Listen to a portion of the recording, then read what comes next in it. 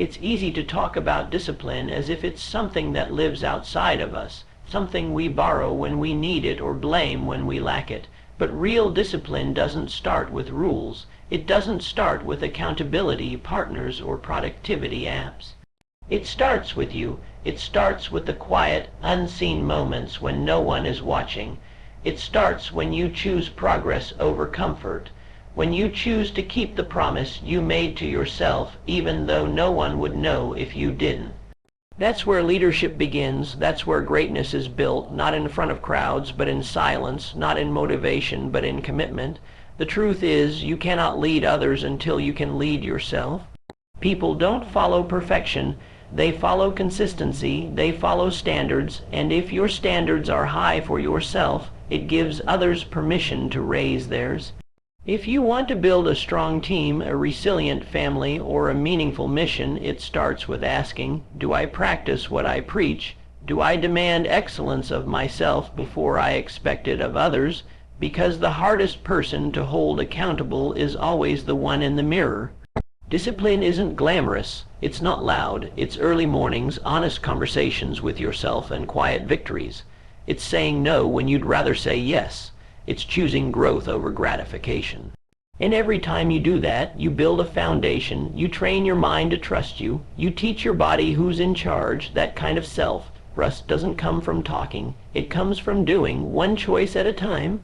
And here's what happens when discipline becomes a lifestyle. Freedom, not restriction, real freedom, the freedom to think clearly because your life is uncluttered, the freedom to act with confidence because you've earned your own respect, the freedom to say yes to opportunities that align with your purpose because you're not distracted by impulses that don't.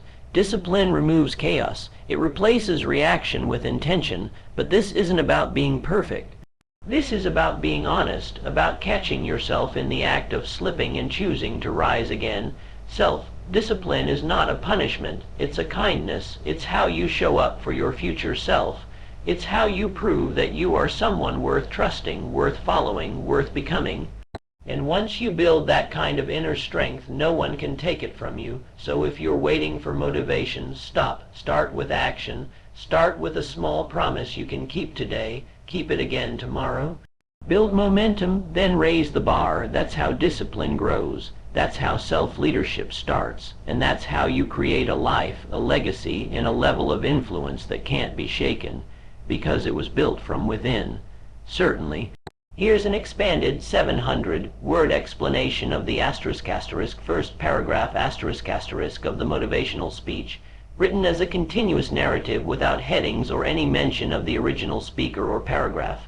Discipline isn't something that arrives with a burst of motivation or the sudden appearance of a new habit. It's cultivated in the quietest spaces of our lives, when there are no eyes on us, no applause waiting, and no reward in sight. It is born in the decisions that seem insignificant but ultimately define the architecture of our character. When someone chooses to do the difficult thing over the easy one, even when no one will ever know, that is where discipline starts. Not in the grand gestures or the dramatic transformations, but in the steady, repetitive, often invisible commitments to excellence. The heart of discipline lies in our ability to choose growth over comfort, purpose over pleasure, and progress over procrastination. These moments shape who we become. They are the invisible bricks that build the foundation of strength, responsibility, and self-leadership. Every act of discipline is a personal vote for the type of person we want to be and the kind of life we want to lead. And it always begins with ourselves. Long before we expect anything from others, long before we seek to change the world, we must confront the patterns, tendencies, and temptations within our own minds and routines. It's tempting to look for discipline in systems, in other people, in schedules or tools, and while those things help, none of them will work unless we do. Discipline is internal first, external second. It doesn't start with accountability structures. It starts with accountability to yourself.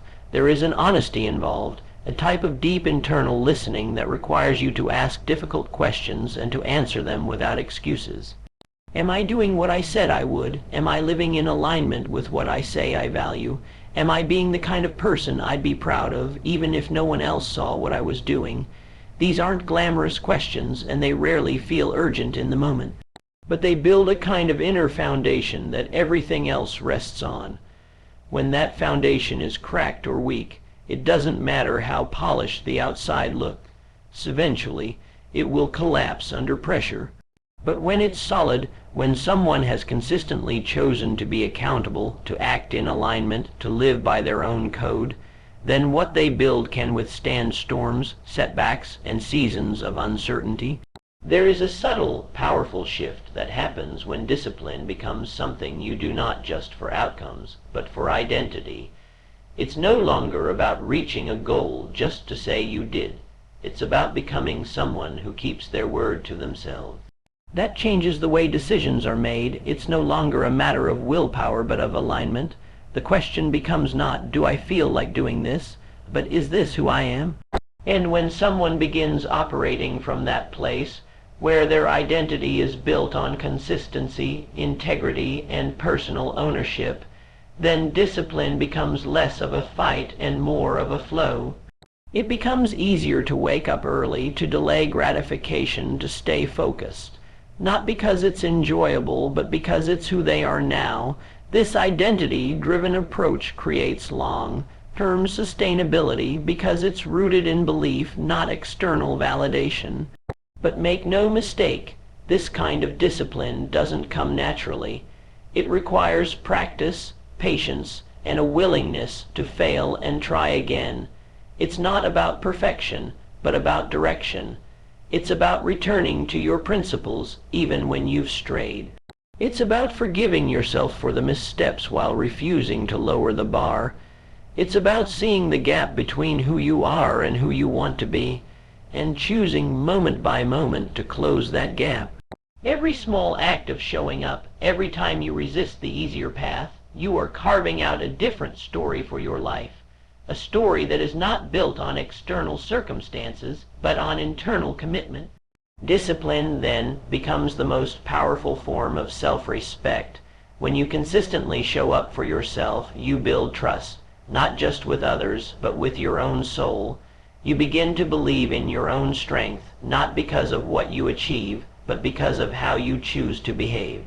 And in a world where it's easy to break promises to yourself and blame distractions or delays, choosing discipline is one of the most radical, empowering things you can do.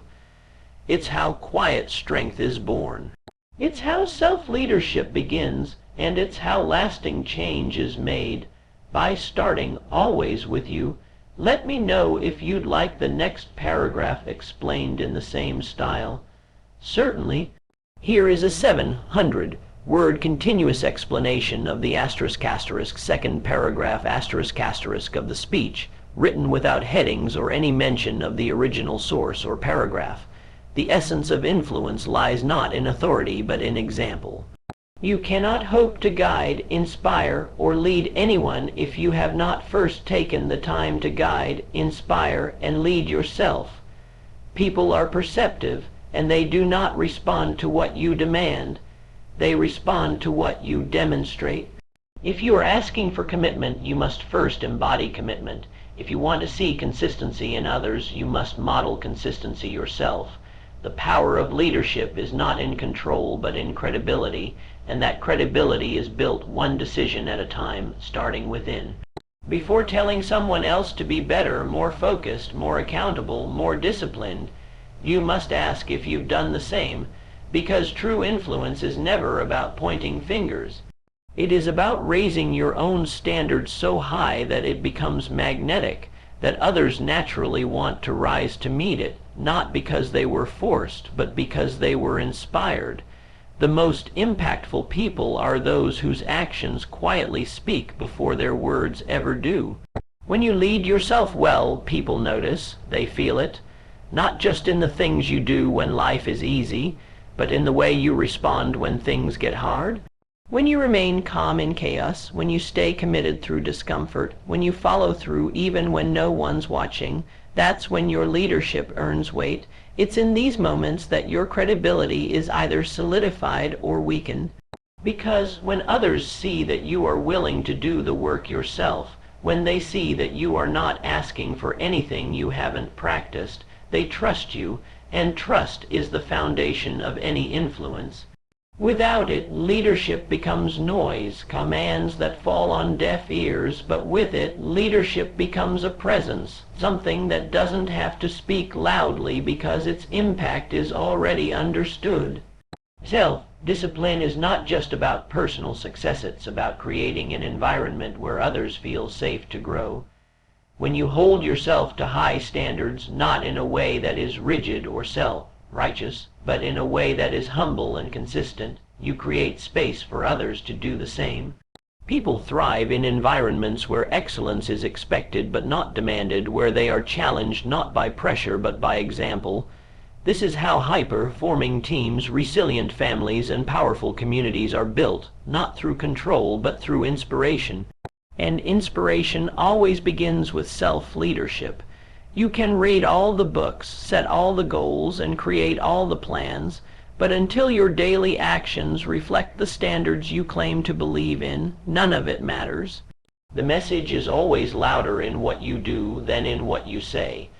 There is something magnetic about a person who leads themselves first. They do not need to assert power because their presence commands respect. They are not chasing attention because their consistency speaks volumes. Others look to them not for direction alone, but for reassurance that it is possible to walk the talk. This kind of leadership is rare because it requires sacrifice. It requires you to choose the hard path before asking anyone else to. It asks you to take ownership of your time, your energy, your behavior, and your mistakes, before pointing out what others should improve. And that is no small task, but the payoff is deep, because the person who masters self-discipline, who embodies their values in action, who models integrity in the small things, becomes someone others believe in, not because they were told to, but because they can feel the authenticity of it. When people see that you hold yourself accountable, they will trust that your expectations come from a place of integrity, not ego. They will know that your leadership is rooted in service, not status. And in that space, something extraordinary happens. Others begin to mirror that behavior. They start showing up more fully. They begin to take more ownership of their roles, not because they are being managed, but because they are being inspired. That is the highest form of influence, to make others want to be better, simply because they've seen you commit to being better first. If you'd like me to move on and explain the third paragraph in this same tone and style, just let me know. Certainly. Here's a 700-word explanation of the third paragraph of the speech, written as one flowing narrative without headings or any reference to the original paragraph or speaker. There's a hidden truth in personal growth that most people overlook. Structure doesn't limit you, it sets you free. At first glance, discipline might look like restriction. It may feel like a tightening of your schedule or a rigid set of rules that squeeze spontaneity out of life. But in reality, the more structure you create through your choices and behaviors, the more clarity and freedom you actually gain. When your life has order, your mind has room to focus. When your habits are intentional, your energy is no longer wasted on indecision. When your actions are guided by principles rather than impulses, you begin to experience a kind of quiet control that empowers every area of your life. You don't have to guess at your next step when your routines are already aligned with your values. You don't have to rely on bursts of motivation when your systems already carry you forward. This is the deeper beauty of discipline. It builds a framework that allows you to rise above the noise, to operate from a place of strength instead of stress, and to navigate your days with a sense of grounded purpose. Many people misunderstand discipline as a hard or rigid quality, but it's actually a form of internal alignment. When your actions and intentions are in sync, when your decisions consistently reflect who you say you want to be, there is less internal resistance. That resistance, the friction between your desires and your behaviors, is what creates most of the stress people feel. They want progress, but they act in contradiction to it. They want freedom, but they live in chaos. What discipline does is narrow that gap. It brings you into congruence, and when you're congruent, when your behavior reflects your purpose, everything gets easier. There is less mental clutter, fewer unnecessary choices, and more forward movement. You're not fighting with yourself anymore.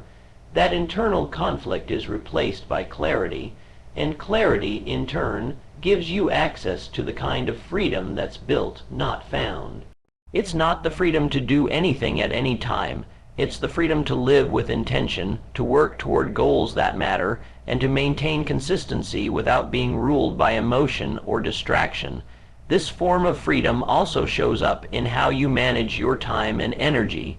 Without discipline, most people spend their days reacting to whatever shows up. They respond to every ping, every message, every craving. But with discipline, your time becomes a tool, not a trap. You start planning your day around priorities, not problems. You begin to say no to things that once drained you. You remove yourself from cycles of distraction and step into a rhythm of progress. The more consistently you do this, the more momentum you create. And with momentum comes confidence, not the kind built on ego, but the kind rooted in evidence. You begin to trust yourself more, not because of what you hope to do, but because of what you've already proven you can do. You don't just believe you can follow through, you know it because you've practiced it. This kind of life doesn't happen by chance, it happens by design, and design requires discipline. But here's what most people don't realize. Once discipline becomes part of your identity, it stops feeling like effort. It becomes your default setting. You stop negotiating with yourself about whether to show up, whether to do the work, whether to stay on course. You simply do it, and in doing so, you free up energy to create, to serve, to build. You no longer waste mental bandwidth debating things you've already decided. That's how structure creates flow. That's how boundaries lead to breakthroughs. What started as discipline becomes ease. What felt like sacrifice turns into strength.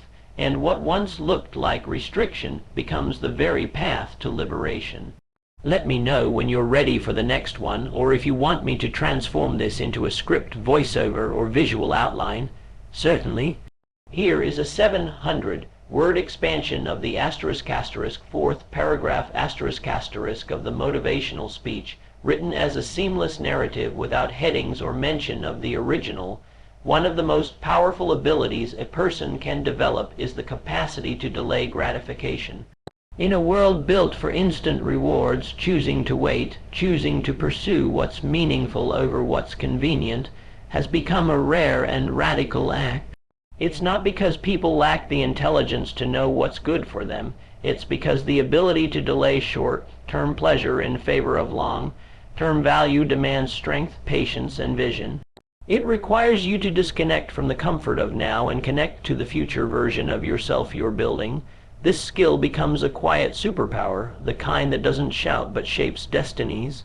When you say no to the easy option, when you resist the quick fix, you're not just avoiding a momentary indulgence. You're training your mind, you're building inner strength. You're choosing to invest your energy in something that will pay dividends later, not just in results, but in the person you become along the way. The temptation to take shortcuts, to give in to distraction, to settle for what feels good instead of what is good, is always present. It shows up in small decisions, sleeping in instead of waking early, scrolling instead of studying, avoiding discomfort instead of facing it head on. Each of these moments seems minor, insignificant, even harmless. But together they create patterns that define outcomes. Every time you choose ease over effort, you reinforce a habit of settling. Every time you lean into discipline and sacrifice immediate pleasure for future gain, you reinforce resilience. This is not about deprivation, it's about direction. It's about steering your life toward a purpose rather than drifting through it passively. The people who build remarkable things, whether it's careers, relationships, health, or legacies, are not necessarily the most talented or the most fortunate. Often, they are simply the ones who made better decisions repeatedly, especially when no one was watching. There is power in resisting the urge for instant gratification, because in that resistance you reclaim control. You take the reins back from your impulses and remind yourself that you are not ruled by comfort, you are led by clarity. This clarity allows you to act in alignment with your deeper values, to stay the course when progress is slow, and to trust the process when rewards are not immediate. It gives you the patience to build things that matter brick by brick, knowing that anything worth building is worth building well, and most things worth building take time. Whether it's a meaningful career, a healthy body, a strong character, or a deep connection with others, none of it arrives overnight. It's earned through consistency, through effort, through moments of self-restraint that compound over time into something remarkable. Choosing delayed gratification is not about denying yourself joy. It's about redefining it. It's about finding satisfaction in the process instead of only the outcome.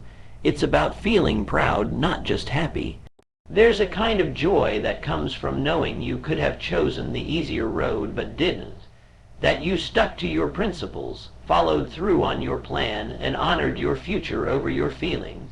This joy isn't loud or flashy, it's quiet, it's stable, it grounds you in self-respect and reinforces your sense of identity.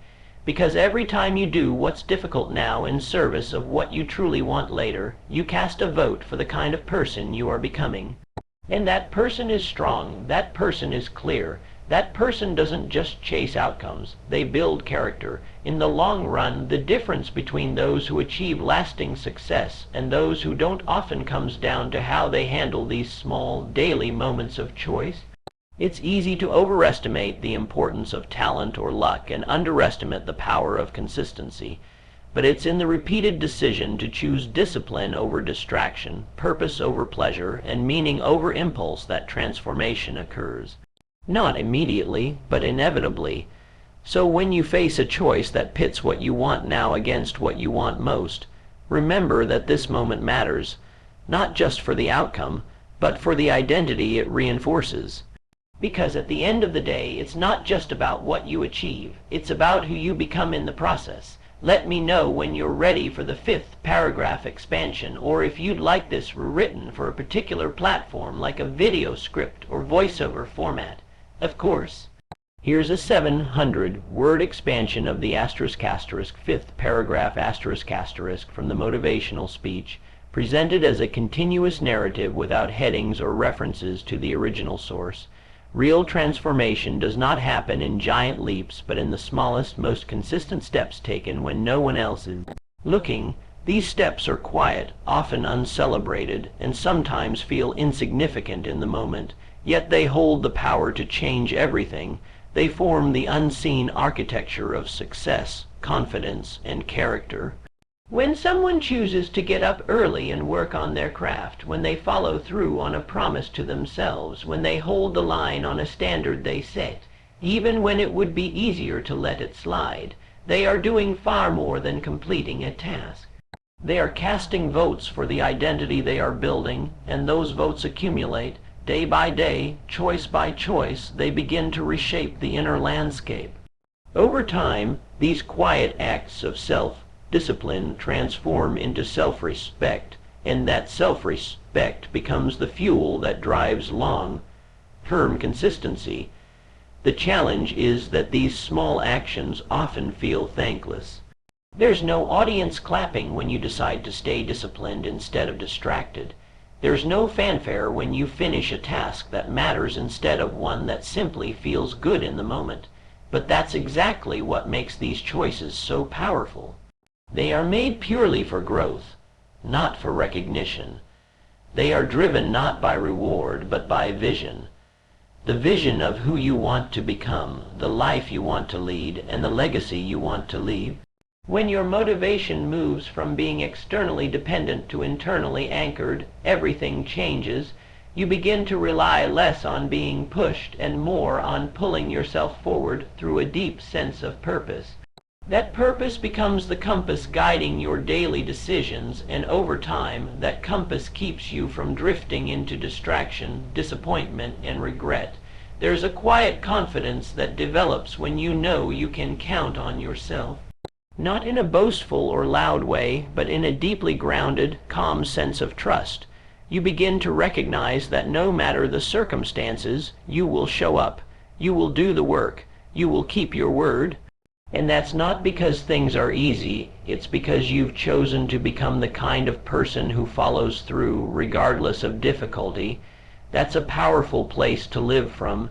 In a world filled with unpredictability, that kind of internal stability becomes a rare and invaluable asset. It enables you to face challenges without panic, to hold standards without pressure, and to move forward without waiting for everything to be perfect. You begin to understand that showing up imperfectly is still better than not showing up at all. And that understanding frees you from the trap of perfectionism and plants you firmly in the practice of progress. Most people look at those who are consistent and assume they must be more motivated, more talented, or more fortunate.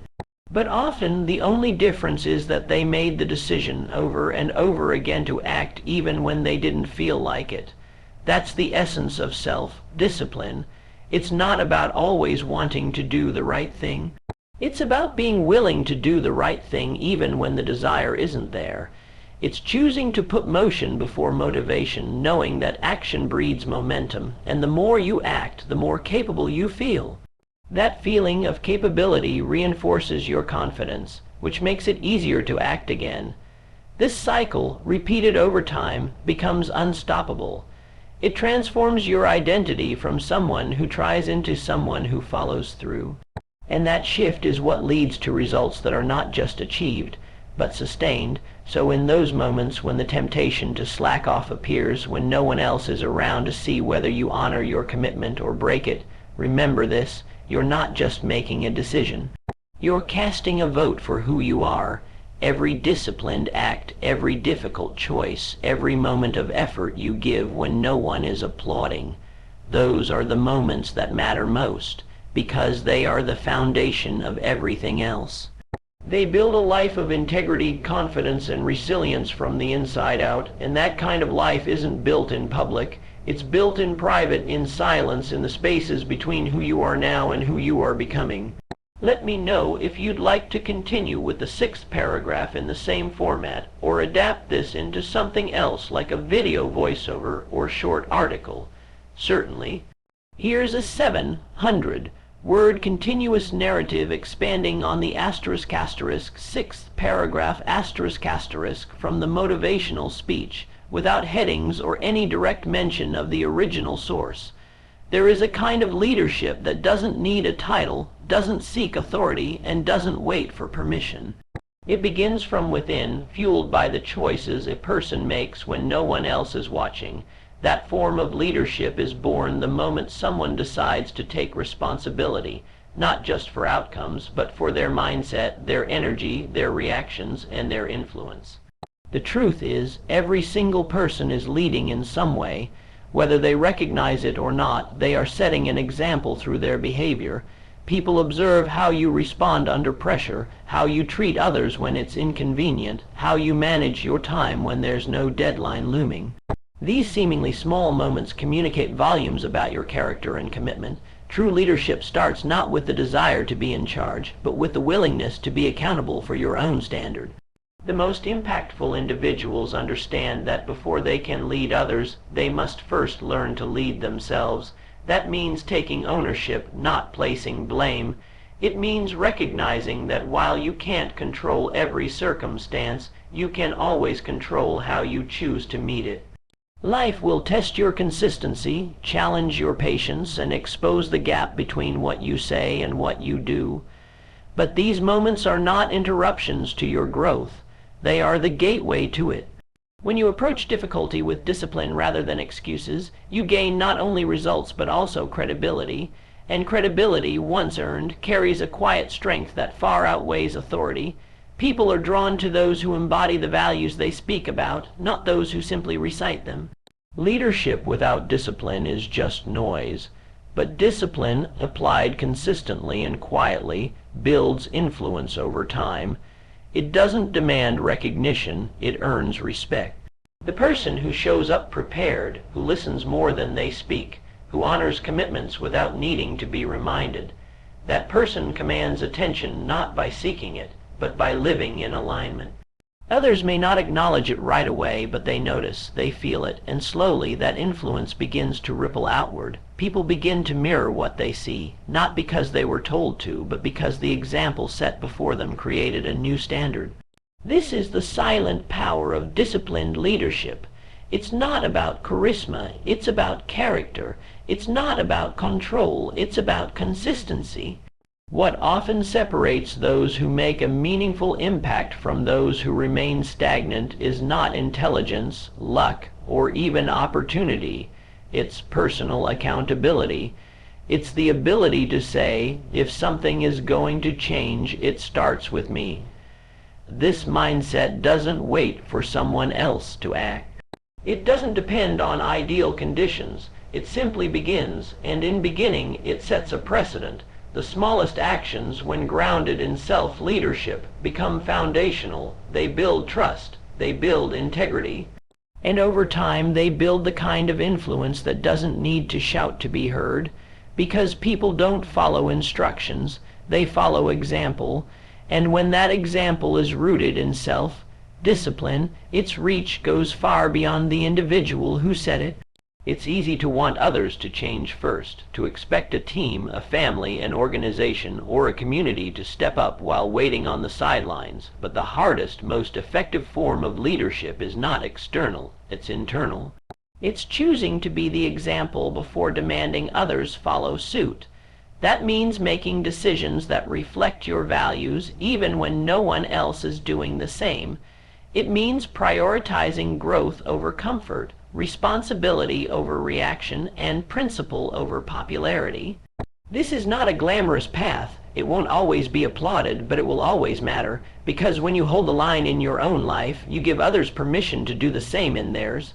Ultimately, the world doesn't need more people who want to be in charge. It needs more people who are willing to be responsible, who understand that the most powerful form of leadership begins not in front of others, but within yourself, who live in a way that says, watch what I do, not just what I say. Because when you lead yourself with intention, with discipline, and with integrity, others take notice, not because they are told to, but because they are inspired to. And that kind of leadership, though often invisible at first, leaves a legacy that speaks long after the moment has passed. Let me know when you're ready for the final paragraph explanation, or if you'd like to convert this into a different form, like an article, a script, or content for a book chapter.